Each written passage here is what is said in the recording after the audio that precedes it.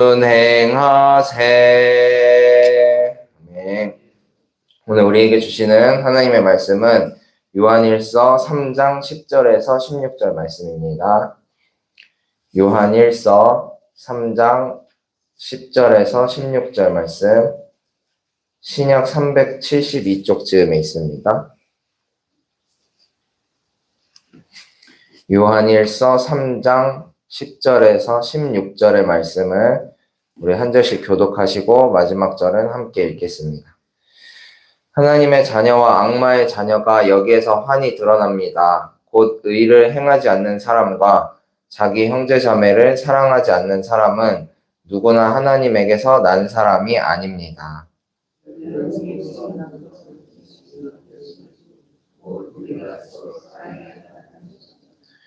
우리는 가인과 같은 사람이 되지 말아야 합니다. 그는 악한 자에게 속한 사람이어서 자기 동생을 쳐 죽였습니다.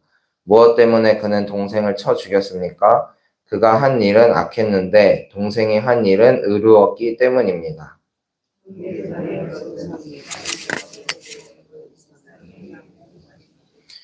우리가 이미 죽음에서 생명으로 옮겨갔다는 것을 우리는 압니다. 이것을 아는 것은 우리가 형제 자매를 사랑하기 때문입니다. 사랑하지 않는 사람은 죽음에 머물러 있습니다.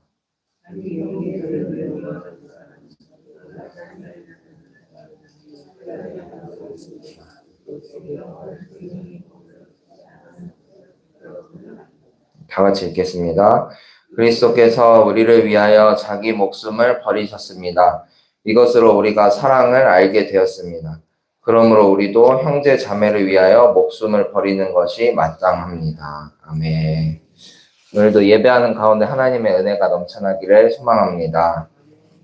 그 성경을 읽고 이렇게 묵상하기 전에 그 성경이 왜 쓰였고 언제 쓰였고 누가 썼는지 이런 것들을 살펴보는 건 성경을 이해하는 데 큰 도움이 되는데요. 오늘은 가인의 예와 그리스도의 예라는 말씀의 제목을 가지고 말씀을 전하면서 우리 본문의 말씀 요한일서 3장 그 이전의 배경을 한번 살펴보고자 합니다. 요한일서는 사도 요한이 에베소에서 목회를 하다가 기록한 것으로 추정이 됩니다. 당시 에베소에는 영지주의라는 이단이 활발하게 활동을 하고 있었는데요. 영지주의는 무엇이냐 하면 물질은 부정하고 악하며 영만이 거룩하다는 그런 사상이었습니다. 따라서 영지주의자들은 물질로 이루어진 육신은 부정하기 때문에 육신으로 행하는 어떤 행위도 구원과 상관없다는 생각을 가지고 있었습니다. 이러한 사상은 사람들의 도덕까지 폐기해버리는 결과를 낳았는데요. 영지주의자들은 육은 상관없고 영만 중요하니까 어떤 삶을 살아도 관계가 없다고 생각을 했습니다. 그래서 도덕적으로 타락한 삶을 살았고 이러한 폐해로 인해서 에베소 교회는 극심한 혼란에 빠지게 되었습니다. 이에 대해서 사도 요한은 육신을 입고 오신 참 인간이자 참 신이셨던 예수 그리스도에 관해서 분명하게 가르쳤습니다. 또한 예수 그리스도의 성육신을 부정하고 도덕적 실천을 등한시하는 영지주의자들을 경계하라고 성도들에게 말하고 있습니다. 왜냐하면 이단과 참 성도의 차이는 도덕적인 측면에서 극명하게 드러나기 때문입니다. 성도는 사랑을 실천하는 사람들입니다. 누군가를 사랑한다고 하면서 그 사람에게 예의 없이 대하거나 타인을 존중하지 않는다면 성도의 본분을 다하지 못하는 사람이 되고 말 것입니다. 따라서 성도는 교회 안팎에서 육신을 가진 사람들과 관계하는 중에 질서와 규범을 잘 지켜야 하고요. 이것이 육신은 부정하고 영적 세계에만 몰두했던 그런 이단들과 우리를 구분짓는 명확한 기준이 됩니다. 에베소 교회를 혼란스럽게 만들었던 영지주의자 이단들과 도덕적 실천을 지향하는 참 성도, 이 두 부류에 대한 구분을 본문 10절의 말씀에서 이렇게 말하고 있습니다. 하나님의 자녀와 악마의 자녀라고 표현을 합니다. 10절의 말씀을 함께 읽어보겠습니다. 하나님의 자녀와 악마의 자녀가 여기에서 환히 드러납니다. 곧 의를 행하지 않는 사람과 자기 형제 자매를 사랑하지 않는 사람은 누구나 하나님에게서 난 사람이 아닙니다. 네. 이렇듯 하나님의 자녀는 하나님에게서 난 사람입니다. 따라서 하나님의 자녀는 의를 행하고 형제 자매를 사랑합니다. 반면에 악마의 자녀는 하나님으로부터 나지 않았기 때문에 의를 행하지도 않고 형제 자매를 사랑하지도 않습니다. 요한은 이에 대해서 두 가지 예를 들어서 설명을 하고 있는데요. 첫 번째가 악마의 자녀로서 예를 들었던 가인의 예, 그리고 두 번째가 하나님의 자녀로서 예를 들었던 예수 그리스도의 예입니다. 먼저 가인의 예를 함께 살펴보았으면 좋겠습니다. 12절의 말씀을 이렇게 밝힙니다. 우리는 가인과 같은 사람이 되지 말아야 합니다. 그는 악한 자에게 속한 사람이어서 자기 동생을 쳐 죽였습니다. 무엇 때문에 그는 동생을 쳐 죽였습니까? 그가 한 일은 악했는데 동생이 한 일은 의로웠기 때문입니다.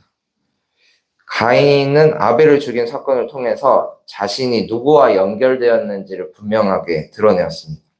그는 악한 자에게 속한 사람이어서 자기 동생을 죽였다고 요한은 말하고 있죠. 이는 미움과 증오가 악마에게서 기원하기 때문인데요. 가인은 하나님의 속성인 사랑 대신에 악마의 속성인 미움과 질투의 지배를 받고 있는 사람이었습니다. 이렇듯 내가 누군가와 연결되어 살아가고 있는가, 내가 누구와 연결된 삶을 살고 있는가 하는 것은 정말로 중요합니다. 이렇게 매일 아침에 이른 새벽에 주님의 전에 나와서 주님을 찾고 주님께 예배하는 이러한 모든 행위가 하나님께 연결되는 삶을 살기 위한 우리들의 노력인 줄로 믿습니다. 내가 어떤 더 높은 수준에 있어서 새벽을 깨우고 더 많이 기도하고 이렇게 하는 것이 아니라 그저 우리는 연약한 인간으로서 하나님과 연결된 삶을 살아가기 위해서 발버둥 치는 것이죠. 우리의 이러한 선한 의도를 주님께서 이미 다 아시고 우리의 필요를 채워주실 줄로 믿습니다. 늘 주님께 연결되어서 더욱 선한 일을 도모하고 사랑의 열매를 맺어가는 우리가 되기를 소망합니다. 이어서 13절, 14절에 보니까 세상이 여러분을 미워해도 이상히 여기지 말라고 합니다. 이런 말은 참 많이 들었던 말 같아요. 어떤 수련의 슬로건에서도 세상을 이기는 우리, 세상은 우리를 미워하지만 우리는 사랑할 수 있다. 이런 슬로건을 많이 봤던 것 같은데, 세상을 가인으로 생각하고 우리를 아벨로 대입해서 본다면 아마 이해가 더 쉬울 것 같습니다. 악은 의를 미워합니다. 악은 의를 시기하고 질투합니다. 세상과 교회를 이분법적으로 딱 나누어 두고 우리만 선하고 교회 밖은 다 악하다 이렇게 말하는 것은 옳지 않겠지만 악과 의를 구분해 볼 때 그 속성이 그렇습니다.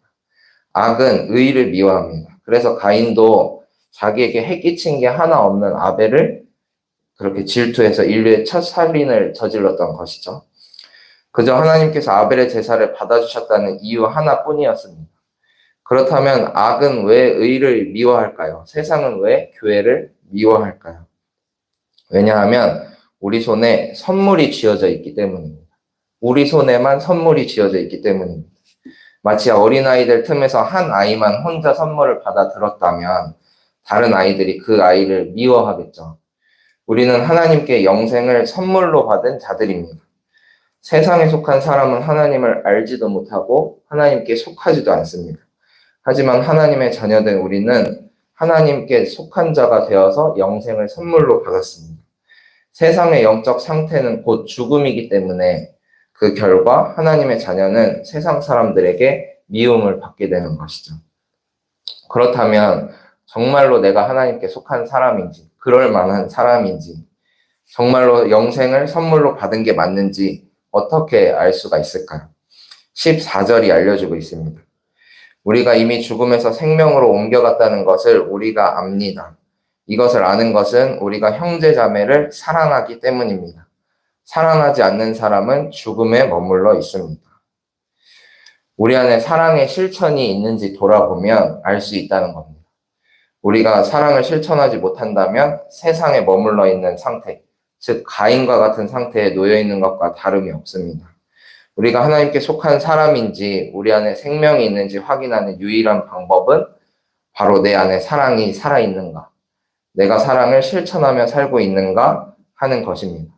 15절에서는 조금 더 강한 어조로 이야기합니다. 자기 형제자매를 미워하는 사람은 누구나 살인하는 사람입니다. 살인하는 사람은 누구나 그 속에 영원한 생명이 머물러 있지 않다는 것을 여러분은 압니다.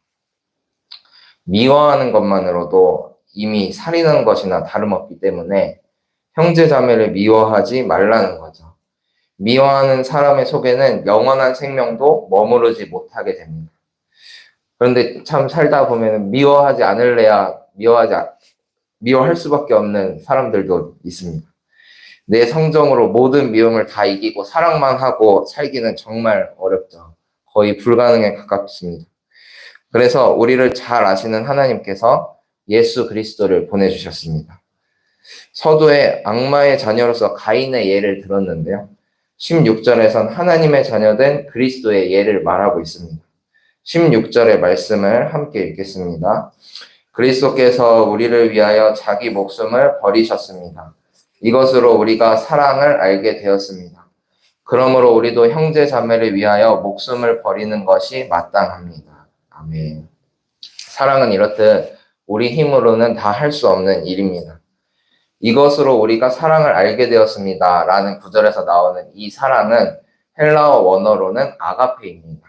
아가페는 잘 아시듯이 조건 없는 사랑을 의미합니다. 아가페의 사랑이 극적으로 드러난 사건은 예수님의 십자가 사건입니다. 죄 없으신 예수님께서 단지 우리를 위해 십자가에 못 박혀 돌아가심으로써 조건 없는 사랑의 본보기를 보여주셨죠. 이는 가인의 예와 극명하게 갈립니다. 가인은 미움으로 인해서 타인을 죽였고 예수님은 사랑으로 인해서 자기 목숨을 버리셨습니다. 이것으로 우리가 사랑을 알게 되었고요. 그러므로 우리도 형제 자매를 위해서 목숨을 버리는 것이 마땅합니다. 지금까지 악마의 자녀로서 가인의 예를 그리고 하나님의 자녀로서 예수 그리스도의 예를 살펴보았습니다. 가인도 아마 미움으로 가득 찬 삶을 살고 싶지는 않았을 것 같습니다. 인류의 첫 살인자라는 오명을 입고 싶진 않았을 겁니다. 하지만 가인은 악마에게 속한 사람이었습니다. 미움과 질투, 증오에 지고 말았습니다. 그러나 우리는 모두 하나님께 속한 사람들이 되기를 소망합니다. 우리가 하나님께 속한 증거는 오직 우리가 행하는 사랑의 실천입니다. 그리고 그 사랑을 가능케 하시는 이는 오직 한 분 예수 그리스도이십니다. 그리스도의 사랑을 본받고 그분의 사랑에 기대어 하나님의 물가에 심기운 나무처럼 살아가는 우리 모두가 되기를 간절히 소망합니다. 기도하시겠습니다.